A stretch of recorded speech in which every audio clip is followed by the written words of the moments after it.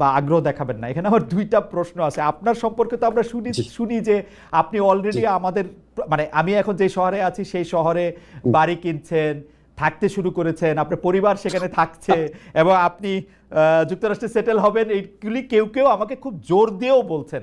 আপনি যদি একটু বলতেন।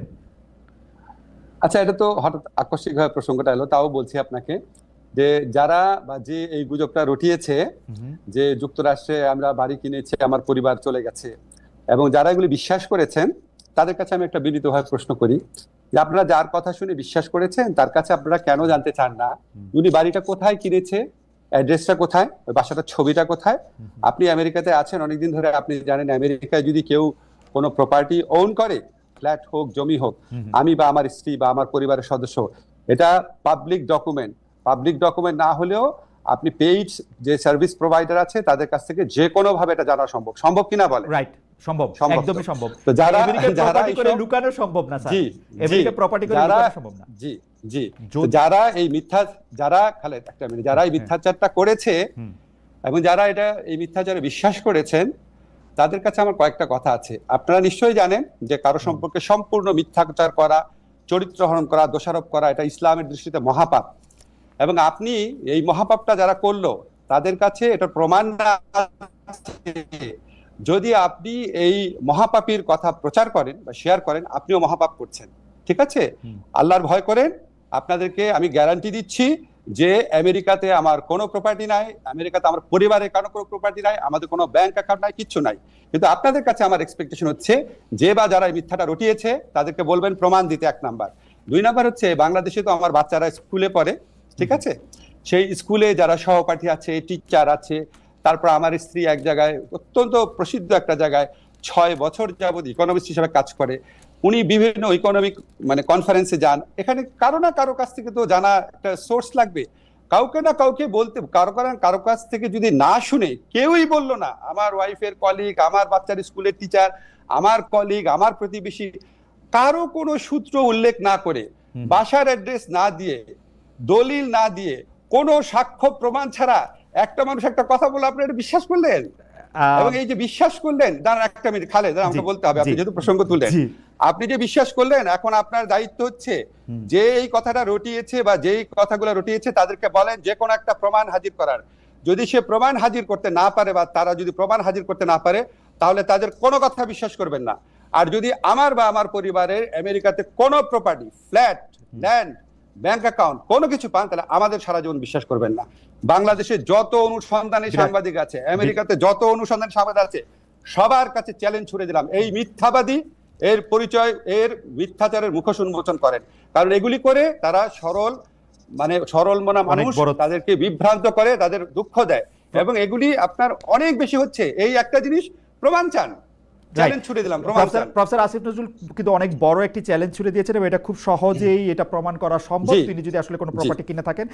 প্রফেসর আসিফ নজরুল, আসলে আমরা অনেকগুলি বিষয় আজকে কথা বলতে হবে, আপনাকে আমরা পেয়েছি সেজন্য, আবার একটু দেরিও হয়েছে সেজন্য অনেকগুলি বিষয় নিয়ে কথা বলতে হবে। আমি যেহেতু প্রসঙ্গটা উঠলো, অনেকে বলছে যে আপনি সবার আগে বোধহয় আপনি এই কথাটি তুলেছিলেন যে যারা রাষ্ট্রীয় ক্ষমতায় বা দায়িত্বে থাকে তাদের সম্পদের হিসাব দেওয়া উচিত। আপনি কি আপনার সম্পদের হিসাবও দিবেন কিনা একবার এই কথাগুলো একটু বলে ফেলা। আরেকটি কথা হচ্ছে যে অনেকে বলছেন যে আপনারা এই সরকারি উপদেষ্টারা নাকি খুব ট্রাভেল হ্যাপি, আপনারা অনেক সফর সঙ্গী নিয়ে বিদেশে যান, বিশেষ করে ডক্টর মোহাম্মদ ইউনূসকে বলা হচ্ছে যে 11 বার তিনি বিদেশে গিয়েছেন। আপনার ক্ষেত্রেও এরকম বলা হয় যে আপনি যেহেতু ডক্টর মোহাম্মদ ইউনূসের খুব ঘনিষ্ঠ, সেহেতু আপনিও এইটার জবাব দিবেন কিনা যে আপনি যে যখন বিদেশে যান তখন বিরাট একটা প্রতিনিধি দল নিয়ে সঙ্গে নিয়ে যান কিনা এবং সম্পদের হিসাবটা আপনি দিবেন কিনা। খুব সংক্ষেপে দুটো বিষয় একটু বলে দিতেন। হ্যাঁ জি, না আমি আরো বলবো আপনাকে। আমাদের সবার সম্পত্তির হিসাব ক্যাবিনেট ডিভিশনে দেওয়া আছে। আমি মনে করি তাদের এটা অবিলম্বে প্রকাশ করা উচিত। আমরা প্রকাশ করার জন্যই দিয়েছি প্রত্যেক উপদেষ্টা। সেকেন্ড হচ্ছে বিদেশ সফরের ক্ষেত্রে আমার জবাব আমি দিব। আমি যখন জেনেভাতে আইএলওর কনফারেন্সে গিয়েছিলাম, যেখানে স্থানীয় আওয়ামী লীগরা আমাকে অপদস্থ করার চেষ্টা করেছিল, সেখানে আমি একজন সফর সঙ্গী নেই নাই। আমার সাথে অন্য একজন উপদেষ্টা ছিলেন, উনি নিয়েছিলেন। আমি আমার পিএস, আমার মন্ত্রণালয়ের একটা মানুষকেও নেই নাই। ঠিক আছে? আমি যখন বিদেশে যাই তখন আমার মন্ত্রণালয়ের সর্বোচ্চ 2 জন লোক গিয়েছিল আমার সাথে, এক্সট্রা 2 জন লোক একটা সফরে। সেটা হচ্ছে ওখান থেকে আমন্ত্রণ করা হয়েছিল দেখে। আমি যে সফরগুলোতে গিয়েছিলাম, একটা হচ্ছে আইএলওতে জবাবদিহি করার জন্য বাংলাদেশের জন্য, আর একটা হচ্ছে আবার গিয়েছিলাম হিউম্যান রাইটস কাউন্সিলে বাংলাদেশের পক্ষ থেকে জবাব দেওয়ার জন্য। এটা আমার ম্যান্ডেটরি। আমি সৌদি আরবে গিয়েছিলাম বাংলাদেশের শ্রম বাজার নিয়ে আলোচনা করার জন্য, আর একটা গিয়েছিলাম তাদের কনফারেন্সে তাদের অতিথি হয়ে, যেখানে 2জন সৌদি মন্ত্রী সহ আমাকে স্টেজে তারা অনেক সম্মান করিয়ে করেছে। এবং এটা যেটার কারণে বলে রাখি আপনাকে প্রসঙ্গত, সৌদি আরবে 2বার যাওয়ার কারণে বাংলাদেশের সাথে সৌদি আরবের প্রথম শ্রম বা কর্মসংস্থানের এগ্রিমেন্ট হতে যাচ্ছে, যেটা ইন্ডিয়া পাকিস্তানের সাথেও নাই।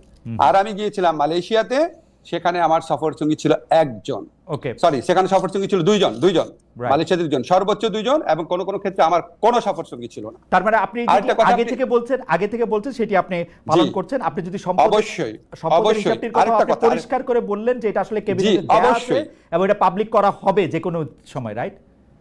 অবশ্যই। আরেকটা কথা বলি, আরেকটা কথা আমি বলতাম, এখন চট করে মনে করতে পারছি, সেটা হচ্ছে বিদেশি চিকিৎসা নেব না। আমাদের কেউ বিদেশি চিকিৎসা নেয় নাই। আমার ব্যক্তিগত, আমার এবং আমার পরিবার, আমি উপদেষ্টা হওয়ার পর চিকিৎসা নিয়েছি হচ্ছে পিজি হসপিটাল, যেটা এখন বাংলাদেশ হসপিটাল নামে পরিচিত, যেখানে সাধারণ রোগীরা দেখায় সেভাবে দেখিয়েছি। ইবনে সিনাতে দেখিয়েছি, সারা জীবন যেই হসপিটালে দেখাতাম সেখানেই দেখিয়েছি। কোনোদিন বাইরে যাওয়া তো দূরের কথা, বাইরের ওষুধ পর্যন্ত খাই নাই।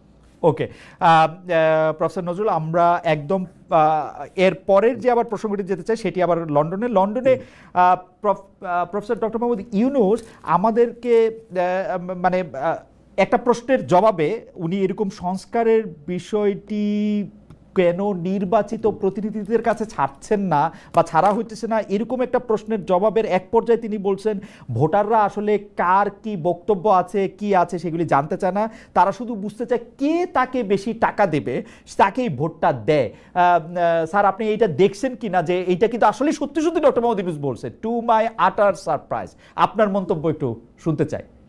না, এটার মধ্যে আমি একটু যোগ করে রাখি স্যার, যে আমার কাছে মনে হয় কিন্তু তিনি মিথ্যা বলেন নাই, কিন্তু কথাটা একটু হাসিনা-এস্ক হয়েছে, শেখ হাসিনার মতো হয়েছে।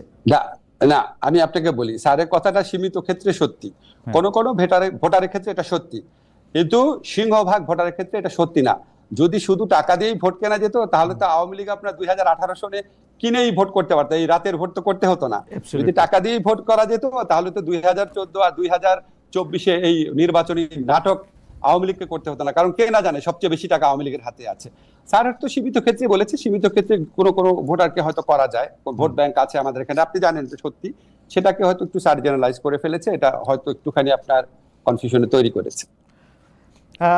আরেকটি বিষয় আপনার সাথে নামের সাথে জড়িত, কিন্তু আমি বিষয়টাকে আরেকটু অন্যভাবে প্রশ্ন করতে চাই। আমরা দেখেছি যে গত সরকার ক্ষমতাচ্যুত হওয়ার পরে আমরা ভারতের সাথে বিভিন্ন বিষয়ের যে চুক্তিগুলি রয়েছে সেই চুক্তিগুলি জনসমক্ষে আসবে, সেটা আমরা চেয়েছিলাম, অনেকে চেয়েছিল যে সেই চুক্তিগুলি বাতিলও করা হবে, কিন্তু সেই চুক্তিগুলি বাতিল করা হয়েছে বলে একটিও আমি শুনি নাই, জনসমক্ষেও আসে না। এটার কারণ কি? অনেকে বলে থাকেন এর জন্য নাকি আপনি একজন নিয়ামক, কারণ আপনি ভারতের একজন পরীক্ষিত বন্ধু। আমি স্যার আপনাকে দালাল শব্দটি বলতে পারলাম না, কিন্তু অনেকে এটাও বলে। যাই হোক খালেদ, আমি আপনাকে জিজ্ঞেস করি, আপনি কি 15 বছর এই কথাটা শুনেছেন যে আমি পাকিস্তানের দালাল, আমি পাকিস্তানপন্থী, আমি আইএসআই এর এজেন্ট? প্রচন্ড ভাবে শুনেছেন না? আমি রাজাকার, ছাত্রলীগ মিছিল করেছে আমাকে ধাওয়া করে পাকিস্তানে পাঠিয়ে দিবে, অনেকবার তো শুনেছেন অনেক কিছু। হ্যাঁ, তো এখন বললাম যে এটা তো আপনার কিছু মানুষ এত সরল প্রকৃতি, তাদের কোনো একটা মানুষ অন্য একটা কিছু বললো সাথে সাথে বিশ্বাস করা শুরু করে, আমাদের বৈশিষ্ট্য। কিন্তু বাংলাদেশের ম্যাক্সিমাম মানুষের বুদ্ধিমত্তা অত্যন্ত প্রখর, তারা এইসব প্রচারণায় কান দেয় না। আপনার নিশ্চয়ই মনে আছে, আমি ক্ষমতাসীন হওয়ার পর আমাদের এই সরকার দায়িত্বে আসার পর, আমার দায়িত্বে আসার পর ভারতীয় পত্রপত্রিকায় বরং আমাকে নিয়ে অপপ্রচার করা হয়েছে, যে লস্করে তৈয়বার জিনিসটা সম্পূর্ণ অপপ্রচার, কি জঘন্য অপপ্রচার করা হয়েছে। যে বিষয়টি আমার মাধ্যমে আপনার কাছে উপস্থাপিত করতে বলেছেন সেই দুটি বিষয় আগে একটু বলে রাখি। 43তম BCS এর পাশ করার পরও তাদের গেজেট নোটিফিকেশন কেন হয় নাই সেটি আপনার একটু আমলে আছে কিনা, এবং সেটি নিয়ে আপনি কোনো কিছু করছেন কিনা সেই ব্যাপারে তারা একটু জানতে চেয়েছেন। আরেকটি বিষয় জানতে চেয়েছেন যে তারা বয়স সীমা, সরকারি চাকরির বয়স সীমা 35 বছর বয়স পর্যন্ত হবে কিনা, সেটি আপনারা কিভাবে করবেন সেটি জানতে চেয়েছেন। আর আমার প্রশ্নটিও করে রাখি, আপনি আমাদের অনেকগুলি প্রশ্ন রয়েছে, শুধু আপনি যদি খুব না এই দুটি যদি আপনি জবাব দেন, তারপর আমি মানে আপনার মতামত বলেন, তারপর আমরা প্রশ্নটি করি, কারণ এই প্রশ্নটি আবার এনিভাইয়ের বক্তব্যের সাথে লিঙ্কড। জি না, এখানে হচ্ছে প্রশাসন তো সংস্কারের কমিশন হয়েছে, বয়স সীমার বিষয়টাও আলোচনা হচ্ছে, এবং দ্রুত সময়ের মধ্যেই পিএসসির সাথেও আমাদের আলোচনা হচ্ছে, যাতে এই যে নিয়োগ পরীক্ষা শুধু বিসিএস না, অনেকগুলো পরীক্ষা স্থগিত আছে, সেই পরীক্ষাগুলো যাতে দ্রুত দেওয়ার ব্যবস্থা করা যায় সে বিষয়ে আমরা কাজ করছি। আশা করি খুব দ্রুত সময়ের মধ্যেই সেটি নিয়ে পরীক্ষাগুলো হবে। ওকে, আর প্রশ্নটি হচ্ছে যে এক দফা সরকার পতন আন্দোলনের আগে আপনাদের যে 9 দফা দাবি ছিল তাতে দলীয় লেজুর ভিত্তিক ছাত্র রাজনীতি নিষিদ্ধের দাবি ছিল আপনাদের, কিন্তু অনেক ক্ষেত্রে সেটি দলীয় লেজুর ভিত্তিক ছাত্র রাজনীতি না হয়ে গোটা ছাত্র রাজনীতি নিষিদ্ধের দিকে আপনারা যাচ্ছেন, এটি একটা কথা। আরেকটি কথা হচ্ছে যে উপাচার্যদের সরিয়ে দেওয়া হয়েছে, বড় পদগুলিতে নতুন নিয়োগ হয়েছে, 2-3 মাস বন্ধ থাকার পরে ক্লাসও শুরু হয়েছে, কিন্তু ছাত্রলীগের যারা নেতাকর্মী আছেন তাদের লেখাপড়ার কি হবে? আপনারা, তারা তো ক্যাম্পাসে ফিরতে পারছে না, রাজশাহীতে জাহাঙ্গীরনগর বিশ্ববিদ্যালয়ে তাদেরকে পিটিয়ে মারা ঘটনা ঘটেছে, তাদের আসলে ভবিষ্যৎ কি হবে? এই দুটি ব্যাপারটা যদি একটু বলেন। আরেকবার একটু যদি বলতেন। মানে একটা তো হচ্ছে যে 9 দফার একটা দফা ছিল যে ছাত্র রাজনীতি, ছাত্র রাজনীতিটাকে দলীয় লেজুর ভিত্তি মুক্ত করবেন, কিন্তু এখন দেখা যাচ্ছে ছাত্র রাজনীতি বাদ দেওয়ার। জি দেখুন, ছাত্র রাজনীতি নিষিদ্ধের কথা কিন্তু মানে আমরা বলছি না, বা বৈষম্যবিরোধী ছাত্র আন্দোলন থেকেও বলা হচ্ছে না সরাসরি। মূলত সাধারণ শিক্ষার্থীদের জায়গা থেকে এটি আসছে। এটি আসছে কেন, এটাও আমাদের একটু বুঝতে হবে যে আমাদের কিন্তু শিক্ষার্থীদের একটা দীর্ঘদিনের ট্রমা রয়েছে, যে একটা ক্ষমতায় সরকার যায় এবং তার ছাত্র সংগঠন সেখানে ক্ষমতা চর্চা করে, দখলদারিত্ব করে এবং শিক্ষার্থীদের উপর নির্যাতন করে। এখন সামনের আমরা এখানে এখন না হলে অন্তর্বর্তীকালীন সরকার, কিন্তু সামনে যদি একটা রাজনৈতিক দল ক্ষমতায় আসে, তার ছাত্র সংগঠন যে একই কাজ করবে না সেই নিশ্চয়তাটা শিক্ষার্থীরা চাচ্ছে, এবং সেই ট্রমা থেকে কিন্তু সারা এই কথাটা বলছে। কিন্তু আমরা মনে করি যে এটি কোনো সমাধান নয়, ছাত্র রাজনীতি অবশ্যই থাকতে হবে। সেক্ষেত্রে দলীয় লেজুর ভিত্তি মুক্ত করেই স্বাধীনভাবে ছাত্রদেরকে কাজ করতে দিতে হবে, রাজনৈতিক চর্চা করার সুযোগ দিতে হবে। আর ছাত্রলীগের ছাত্রদের ক্যাম্পাসে ফেরা বা তারা তাদের জীবনের নিরাপত্তা, শিক্ষা জীবনের নিরাপত্তা, সেটি সেক্ষেত্রে দেখেন, ছাত্রলীগের একটা বড় অংশ কিন্তু এই আন্দোলনের সময় আমাদের সাথে জড়িত হয়ে গেছে। আন্দোলনের শুরু থেকে, কোটা সংস্কারের সময় থেকে কিন্তু তারা আমাদের সাথে এসেছিল।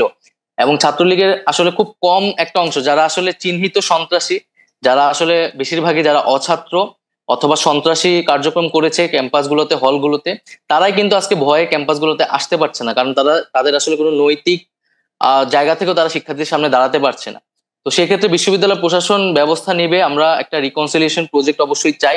যারা চিহ্নিত, যাদের বিরুদ্ধে সুস্পষ্ট অভিযোগ রয়েছে, তাদের বিরুদ্ধে প্রশাসনিক এবং আইনগত ব্যবস্থা যাতে নেওয়া হয়, এবং এছাড়া যারা নিরপরাধ বা নীরব ভূমিকা পালন করেছে তারা তাদের শিক্ষা জীবন শেষ করতে পারবে। এই বিষয়ে আমরা বিশ্ববিদ্যালয় প্রশাসনের সাথে কথা বলেছি। ওকে, মানে অনেকে এরকম একটা বলছেন যে যারা আসলে ক্রিমিনাল অ্যাক্টিভিটির সাথে জড়িত ছিলেন তাদের বিরুদ্ধে তো মামলা, তারপর আইনি কার্যক্রমগুলি হতেই পারে, কিন্তু শুধুমাত্র আরেকটি দল সমর্থন করার জন্য তাদের বিরুদ্ধে যাতে কোনো মানে ব্যবস্থা না নেওয়া হয় সে ব্যাপারে নিশ্চয়ই আপনারা দেখছেন, মানে ব্যাপারটা যাতে আইন নিজের হাতে না তুলে নিয়ে সেটি যেন। খালেদ ভাই, আমি জাস্ট একটা কথা বলতেছি যে আমরা কিন্তু আর আগের পরিস্থিতিতে নাই যে অমুক দল সমর্থন করে। এটা কিন্তু ছাত্রদল শিবিরের মতো বিষয় না যে ছাত্রদল করে দেখে তাকে ক্যাম্পাসে ঢুকতে দেওয়া নেই, এখন ছাত্রলীগ করে বলে তাকে ক্যাম্পাসে ঢুকতে দেওয়া হবে। একটা গণহত্যা হয়েছে এবং এইখানে কত কত শিক্ষার্থীদের উপর হত্যা করা হয়েছে, এটার বিচার না হওয়া পর্যন্ত তারা যদি তাদের সাথে এই ঘটনার সাথে জড়িত থাকে, এবং ক্যাম্পাসগুলোতে আপনি দেখেছেন 15 তারিখ কিভাবে আমাদের নারী শিক্ষার্থীদের উপর হামলা, বর্বরোচিত হামলা করা হয়েছে। তো সেই হামলাগুলোর বিচার, যারা এটার সাথে জড়িত ছিল তাদের বিরুদ্ধে অবশ্যই প্রশাসনিক ভাবে এবং আইনগত ভাবে ব্যবস্থা নেওয়া হবে। এবং এছাড়াও আমরা বলেছি যে গত 16 বছর ধরে যারা ক্যাম্পাসগুলোতে এই ধরনের হামলা নিপীড়ন করেছে, এবং প্রচুর অভিযোগ কিন্তু প্রক্টর অফিসে এখনো জমা আছে, যেটার কোনো ব্যবস্থা নেওয়া হয় নাই।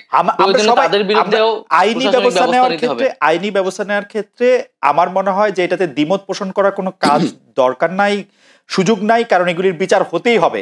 ছাত্রলীগ গত 16 বছরে যত কিছু মানে ছাত্র ছাত্রী নির্বিশেষে যে নিপীড়ন চালিয়েছে তার বিচার আসলে অবশ্যই হতে হবে। আমাদের শুধু কথা ছিল যে সেটি যেন আইনি প্রক্রিয়ার মাধ্যমে হয়। শুধুমাত্র আপনি এটি পরিষ্কার করলেন যে শুধুমাত্র ছাত্রলীগ, ছাত্র শিবির, ছাত্র দল বলেই তাকে ক্যাম্পাসে ঢুকতে দেওয়া হবে না, এরকম কোনো কিছুর ব্যাপারে আপনার সিদ্ধান্ত নেন। আপনাকে ধন্যবাদ।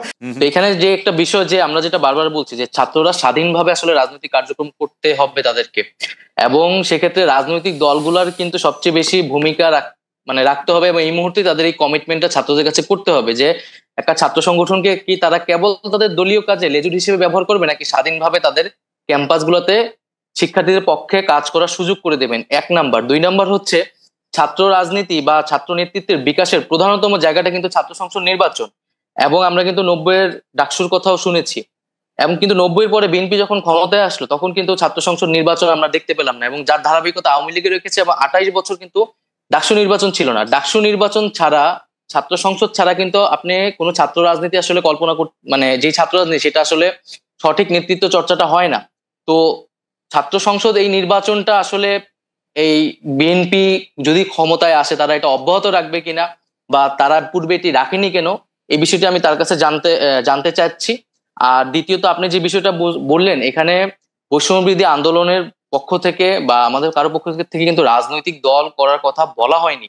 এবং এটি আরো স্পষ্ট করছি, আমরা দুইজন যারা এখানে সরকারে এসেছি তাদের সাথেও কিন্তু বৈষম্যবিরোধী আন্দোলনে একটা তফাৎ ঘটে গেছে, এবং আমরা কিন্তু তাদের সাংগঠনিক কার্যক্রমে এই মুহূর্তে যুক্ত থাকছি না, কারণ আমরা সরকারের কাজে মনোনিবেশ করছি।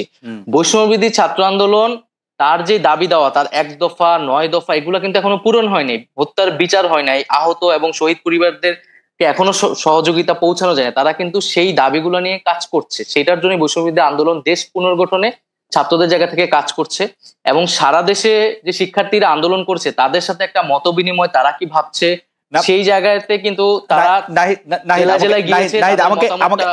আমাকে একটু সাহায্য করবেন। প্রথম কথা হচ্ছে যে আপনি বলছেন যে আপনি এবং জনাব আসিফ এবং আমি ধরে নিচ্ছি যে জনাব মাহফুজও, তাহলে আপনারা বৈষম্য বিরোধী ছাত্র আন্দোলনের সাথে আপনারা একটু দূরত্ব মেনটেন করছেন, অর্থাৎ আপনারা সরকারে আছেন, বৈষম্য বিরোধী ছাত্র আন্দোলনের যে সমন্বয়কদের যে কাজ, তাদের যে এর সাথে আপনাদের সম্পর্ক এখন একটু দূরবর্তী, মানে ডে টু ডে অপারেশন কোনটা নাই। জি, আচ্ছা, মানে বৈষম্যবিরোধী ছাত্র আন্দোলন কোন সরকার দলীয় কিন্তু প্ল্যাটফর্ম না, আসলে এটি একটি স্বতন্ত্র প্ল্যাটফর্ম, অভ্যুত্থান নেতৃত্ব দানকারী প্ল্যাটফর্ম, এবং অভ্যুত্থানের আকাঙ্ক্ষা বাস্তবায়নে তারা কাজ করছে। এবং খুব শীঘ্রই হয়তো বৈষম্যবিরোধী আন্দোলন পুনর্গঠিত হবে, সেখানে হয়তো আমরা তো থাকবো না, আমরা এখন থেকেই নাই, আমরা কিন্তু কোনো সাংগঠনিক কার্যক্রমে অংশগ্রহণ করছি না। কিন্তু জনাব নাহিদ ইসলাম, আপনি অনুষ্ঠান শুরুর আগে আমি আর এনি ভাই আলোচনা করছিলাম আপনার সাথে, আপনি এখনো মাত্রই শিক্ষা জীবন হয়তো আপনার শেষের পথে বা শেষ আপনি করছেন, মানে আপনি যদি আরো বেশি পড়াশোনা করেন সেটা তো আপনি করতেই পারবেন, কিন্তু তাহলে আপনার বা আসিফ মাহমুদের বা জনাব মাহফুজের, জনাব আসিফ মাহমুদের তাদের ভবিষ্যৎ কি? মানে তারা আপনারা কি করবেন? মানে আপনারা তো রাজনীতিই করবেন, তাই না? মানে আপনারা তো চাকরি বাকরি করতে পারবেন না, পারবেন কি?